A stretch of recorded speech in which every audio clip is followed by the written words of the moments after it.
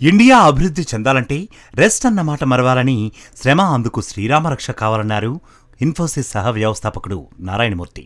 దేశానికి ప్రపంచ ఐటీ రంగంలో గుర్తింపు తీసుకొచ్చిన ఆయన తాజాగా ప్రధాని నరేంద్ర మోడీ గురించి ఆసక్తికర వ్యాఖ్యలు చేశారు. ప్రధాని నరేంద్ర మోడీ వారానికి 100 గంటలు పనిచేసే ఏకైక వ్యక్తన్నారు.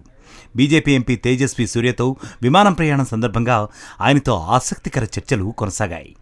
Bengaluru south MP Tejasvi Surya IT పరిశ్రమ దిగ్గజం నారాయణమూర్తితో ముంబై బెంగళూరు విమానంలో దాదాపు 2 గంటల పాటు ఆయన దేశంలో మార్పుల గురించి చర్చించారు. ఇరువురి మధ్య స్ఫూర్తిదాయకంగా చర్చ జరిగిందన్నారు ఎంపీ సూర్య.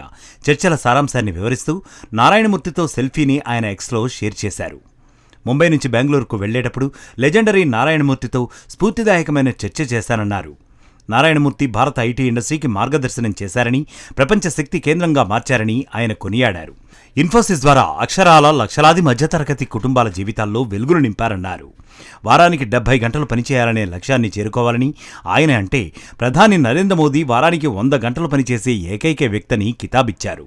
నారాయణమూర్తి వారానికి 70 గంటల పని సూచన 2023లో సంచలనమైంది.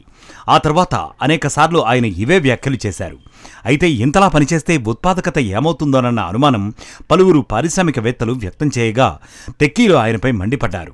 1986లో భారతదేశంలో వారంలో 6 రోజుల పనిదినాల నుండి 5 రోజుల పనిదినాలకు మారడం పట్ల తాను నిరాశ చెందానని గతంలో నారాయణమూర్తి చెప్పారు. భారతదేశ అభివృద్ధికి త్యాగాలు అవసరమని, విశ్రాంతి కాదని నారాయణమూర్తి పదే పదే చెప్తారు. ప్రధాని మోదీ వారానికి 100 గంటలు పనిచేస్తున్నప్పుడు మన చుట్టూ జరుగుతున్న దాని పట్ల మనం కృతజ్ఞతని చూపించడానికి ఏకైక మార్గం అంతే కష్టపడి పనిచేయడమని నారాయణమూర్తి నవంబర్ 2024లో అన్నారు. రెండో ప్రపంచ యుద్ధం తర్వాత జర్మనీ, జపాన్ గురించి కూడా ఆయన మాట్లాడారు. అవిశ్రాంత కృషి ఆ దేశాల పునర్నిర్మాణానికి సహాయపడిందన్నారు. నారాయణమూర్తి మాటల్లో స్పష్టత, అభివృద్ధి అనేది విశ్రాంతితో సాధించదని, త్యాగంతోనే సాధ్యమవుతుందన్న నిజాన్ని మరోసారి రుజువు చేస్తోంది. విశ్వవేదికపై భారత్ ప్రగతి పథంలో దూసుకుపోవాలంటే కృషి, క్రమశిక్షణ, పట్టుదల చాలా ముఖ్యం.